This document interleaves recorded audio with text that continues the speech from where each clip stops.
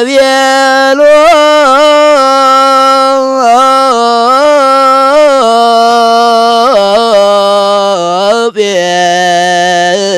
ጴጥሮስ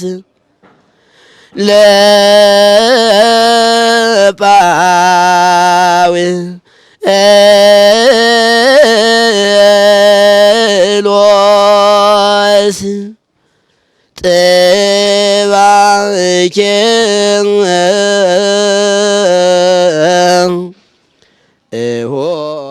በስመ አብ ወወልድ ወመንፈስ ቅዱስ አሐዱ አምላክ። በመላው ዓለም የምትኖሩ የእግዚአብሔር ቤተሰቦች የቅዱስ ቤተክርስቲያን ልጆች ሁላችሁም በእያላችሁበት ጽንፈ ምድር የእግዚአብሔር ሰላምታ ይድረሳችሁ። እንደምን አላችሁ? እንደምን ከረማችሁ? እንደ እግዚአብሔር መልካም ፈቃድ የሐዲስ ኪዳን ትምህርታችንን የማቴዎስ ወንጌል ዛሬም እንቀጥላለን። እንደተለመደው ሁላችንም በጽሞና እንከታተላለን። የማቴዎስ ወንጌል ዛሬ የምናየው ምዕራፍ 23 ነው። ምዕራፍ 23 ምን ይላል? ስለምን ይናገራል? በውስጡ ምን አለው? ለኛስ ህይወት ምንድነው ያለው ግንኙነት? እንዴት አድርገንስ ወደ ህይወታችንን ተርጉመው የሚለውን እንደዚህ አይነት መልካም ፈቃድ እናያለን። በዚህ የመጽሐፍ ቅዱስ ክፍል ላይ ይሄ እንደውም ዘለፋ ካህናት፣ ዘለፋ መምህራን ይባላል። በክህነት ስም እየኖርን የክህነቱን ስራ በአግባብ ማንወጣ፣ በመምህርነት ስም እየኖርን የመምህርነትን ድርሻ በአግባብ ማንወጣ፣ በስም እየኖርን ምንም እንኳን ደግሞም ኃጢአተኛ ቢሆን ወይም በደለኞች ቢሆኑ ወይም ክፍተት ቢኖርባቸው ካህናቱ የሚያስተምሩት ትምህርት የእግዚአብሔር ቃል ግን የሚማሩት ተማሪዎች ላይ ስራ እንደሚሰራ አስረግጦ ነው። የፈለገው ደካማ መምህር፣ የፈለገው ደካማ የሆነ ቄስ፣ በምግባሩ የደከመ ቄስ እንኳን ቢያስተምር፣ ቢቀድስ፣ ቢያወድስ ድክመቱ ለራሱ ጥያቄ በእግዚአብሔር ዘንድ ያስጠይቀዋል እንጂ ለሚያስተምራቸውና ለሚነግራቸው ሰዎች ግን የእግዚአብሔር ቃል ሕያው እንደሆነ እንደሚሰራ በተግባር የሚያሳይ ወንጌል ነው። እንዲህ ይላል ሲጀምር፣ ወምዝ ነገሮሙ ኢየሱስ ለሕዝብ ወላርዳይሁ፣ ጌታችን ኢየሱስ ክርስቶስ ለሕዝቡና ለተማሪዎቹ እንዲህ ብሎ ነገራቸው ይላል። እንዘ ይብልዲ በመንበረ ሙሴ ነበሩ ለክሙ ጸሐፍት ወፈሪሳውያን፣ በሙሴ ወንበር ላይ ዋለ ዙፋን ላይ ወይም ሙሴን መስለው አክለው የሙሴን ስልጣን ተረክበው የተቀመጡ ሰዎች አሉ። ሁሉ ዘመሃሩክሙ ግበሩ ወቀሙ፣ ያስተማራችሁን ሁሉ አድርጉ ተርጉሙ፣ ነገር ግን ስራቸውን ግን አትከተሏቸው ይላል። ማለትም በሙሴ ወንበር ላይ ተቀምጠዋል። ሙሴ ያስተማረውን ሕግ ያስተምራሉ። ሙሴ የሰበከውን ስብከት ይሰብካሉ። የሙሴን ስራ የሚሰሩ መስለው ይታያሉ። ግን ስራው ላይ ያሉበትም ትምህርቱን አስተምረው ስራው ላይ ያሉበትምና ስራቸውን ምግባራቸውን አትከተሉ። የሚያስተምሯችሁ ትምህርት ግን ሙሴ ያስተማረው የእግዚአብሔር ቃል ነውና ቃሉን ግን ተቀበሏቸው ይላል። ቃሉን ተቀበሏቸው ይላል። በሰው ላይ ታላላቅ ሸክም ያሸክማሉ፣ እነሱ ግን በጣታቸው አይነኩትም።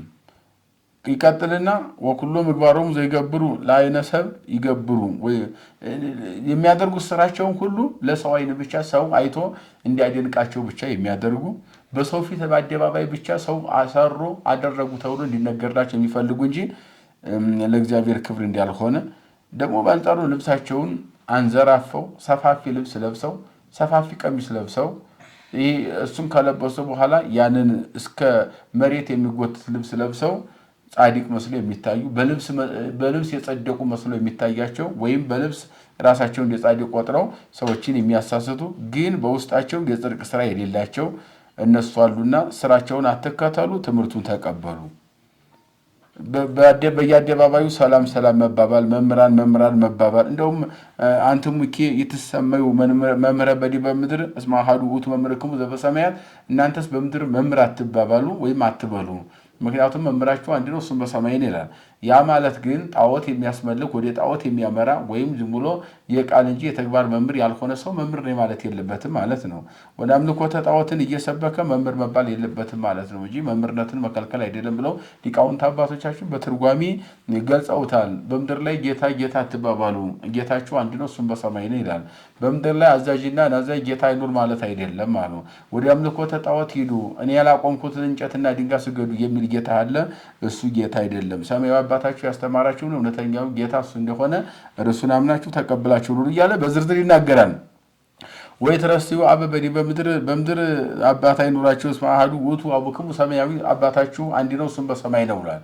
ያ ማለት አባት በምድር ላይ አይኑር ማለት አይደለም። ጣዖት የሚያስፈልግ ወደ አምልኮተ ጣዖት የሚወስድ የሕግ እግዚአብሔር ውጭ የሚያደርግ አባት አይኑራችሁ፣ ካለም ደግሞ እሱን አትቀበሉ። ሰማያዊ አባታችሁ እኔን አምልኩኝ፣ አባታችን ሆይ ብላችሁ በሰማይ ያለ ብላችሁ ጥሩኝ፣ የእኔ ልጆች ናችሁ እንጂ የጣዖት ልጆች አይደላችሁም ብሎ ነግሮናልና ወባይቱ ዘሂልቀክሙ ይኩንክሙ ላይከ ታላቅ የሆነ ሰው ታዛዥ ይሁናችሁ። አዛዥ ነኝ የሚል ሰው ታዛዥ ይሁን።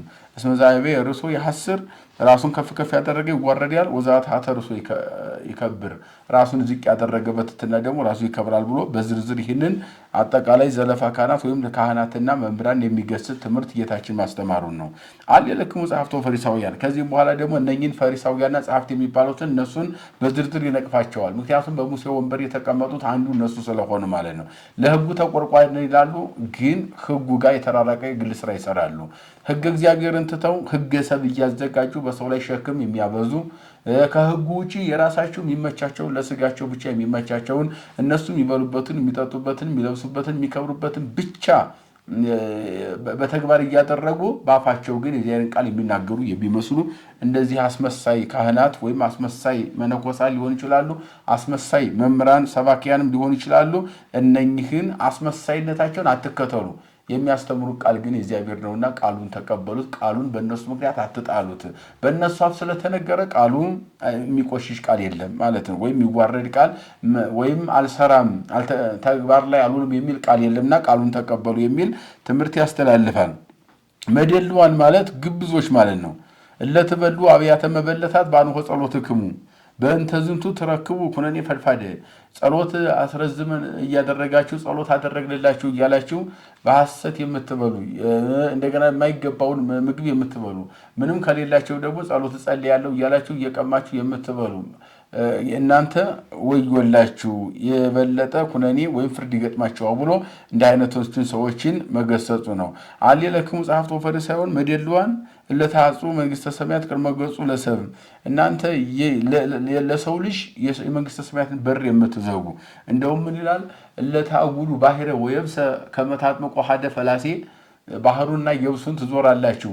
አንድ ፈላሲ ወይም ስደተኛ ከሃይማኖት የፈለሰን የተሰደደ ሰው ለማጥመቅ እምድር አጥመቅሙ ትረስይዎ ወልደ ገሃነም ካጠመቃችሁ በኋላ የገሃነም ልጅ ታደርጉታላችሁ።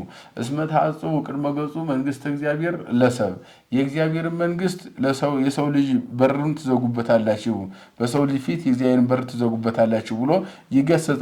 ከዚያ ቀጥሎ ደግሞ እናንተ ኦ አብዳን ዕውራን አይኑ የአቢ ወርቅ ነው ወሚመ ቤተ መቅደስ ወርቅ ነው የሚበልጠው ወይስ ቤተ መቅደስ? አኮኑ ቤተ መቅደስ ዘይቀድሶ ለወርቅ ወርቅን የሚቀድሰው ቤተ መቅደስ ነው። እናንተ ከቤተ መቅደስ ይልቅ ወርቅን ብሩን ይህንን ብልጭልጭታ ትወዳላችሁ። ከማንኛው ይበልጣል? መቅደስ እንጂ ወርቅን የሚቀድሰው ወርቅ መቅደስን ሊቀድሰው አይችልም ሲል የመቅደሱን ክብር መንገሩን ነው።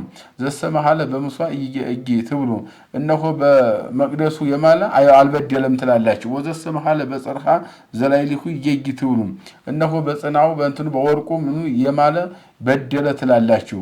ስለዚህ ቤተ መቅደስ ወርቅን ይቀድሰዋል እንጂ ወርቅ ቤተ መቅደስን አይቀድሰውም። ወይም ቤተ መቅደስ ከወርቅ ይበልጣል እንጂ ወርቅ ከቤተ መቅደስ አይበልጥም ብሎ ከተለያየ በምድር ላይ ካሉ ይሄ ነዋያት ወይም ብልጭልጭታ ወይም ለውበት ከምንጠቀማቸው ማንኛውም ማዕድናት ከቤተ መቅደስ መብለጥ እንደማይችሉ ይህን በዝርዝር ይነግረናል። ኦ አብዳን ዕውራን አይኑም የአቢ ጽንሐኑ ወሚመ ምስዋዕ ቤተ መቅደስ ይበልጣል ወይስ ከወርቅ የሰራችው ጽና የሚለው ያንኑ መልሶ መደጋገም ነው። ይቀጥልና ከታይ ወዘሂ መሐለ በሰማይ መሐለ በመንበሩ ለእግዚአብሔር ወዘይነብር ዲቤሁ በሰማይ የማለ በእግዚአብሔርም በሱ በተቀመጠበት በዙፋኑ ማለ ማለት ነው።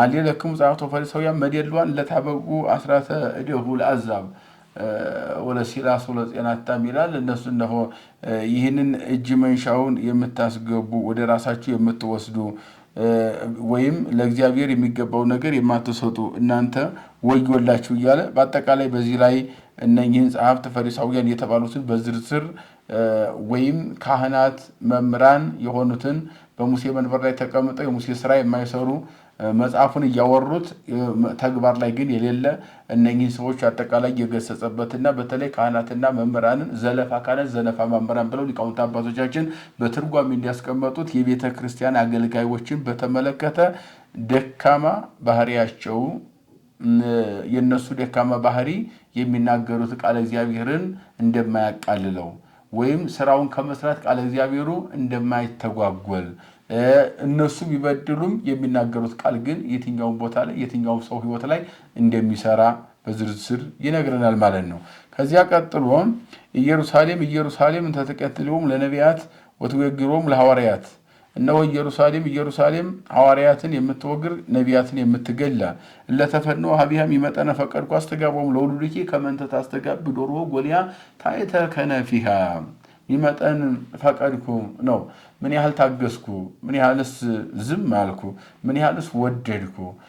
ነቢያትን የምትገል ሐዋርያትን የምትወግር ኢየሩሳሌም ማለት እነኚህ የውጻት ፈሪሳውያን ናቸው።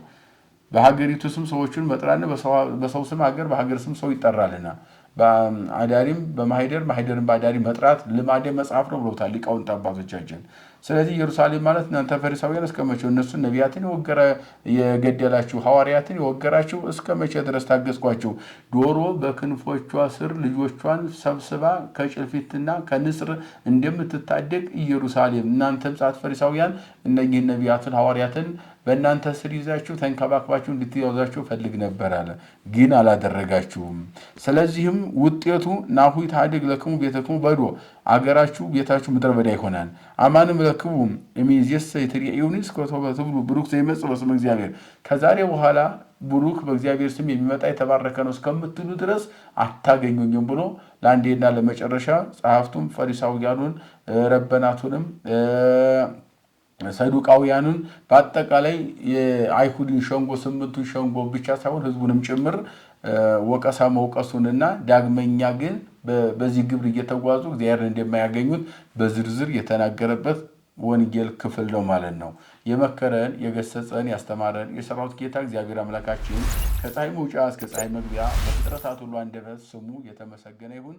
ይቆየን።